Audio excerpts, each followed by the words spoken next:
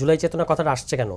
যখন জুলাই সনদ বাস্তবায়ন নিয়ে আমরা দেখতে পাচ্ছি যে বিএনপি ছাড়া প্রায় সকল দল এক জায়গায় প্রায় একই রকম যে জুলাই সনদের ভিত্তিতে আগামী নির্বাচন হতে হবে। তার মধ্যে কেউ গণভোট, কেউ গণপরিষদ, কেউ সাংবিধানিক আদেশের কথা বলছে, কিন্তু সবাই চায় যে ইলেকশনের আগে জুলাই সনদের ব্যাপারে একটা সিদ্ধান্ত নিয়ে। এখন এই কথাটা বললে কি এটা হয়ে যাবে যে এটা জুলাই চেতনা? এটা সেটা হবে না। কিন্তু বিএনপির যেটা হচ্ছে যে তারা ইলেকশনের পরে এটাকে নেয়ার জন্য তাদের এক এক সময় এক এক রকম বক্তব্য আমরা দেখতে পেয়েছি। আমরা বরং উল্টো দেখেছি যে আওয়ামী লীগের মতো স্বাধীনতার পক্ষের শক্তি, বিপক্ষের শক্তি, রাজাকার, এই কথাগুলো কিন্তু বিএনপির তরফ থেকেই, যে হুইচ ইজ আনফর্চুনেট, এটা বিএনপি সবচেয়ে বেশি বলেছে। বিএনপি এটা ভিকটিম ছিল 15 বছর, মানে বিএনপিকে তো রাজাকার বানিয়ে দিয়েছিল না, কিন্তু সেই বিএনপি এখন ওই আওয়ামী লীগের মতো, বরং আমরা বলবো যে বিএনপি চেতনা ব্যবসাটা সবচেয়ে বেশি করেছে এই 5 আগস্টের পরে, যেটা করা দরকার ছিল না।